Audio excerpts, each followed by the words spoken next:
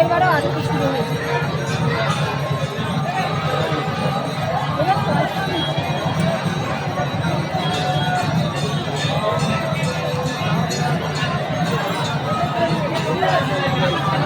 ডাকাত কালীবাড়ি না,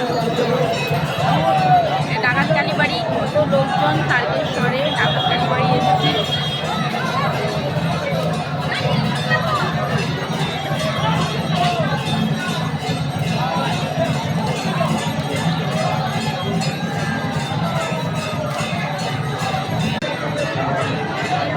আমি মায়ের ছবিটাও দেখাচ্ছি আপনাদেরকে।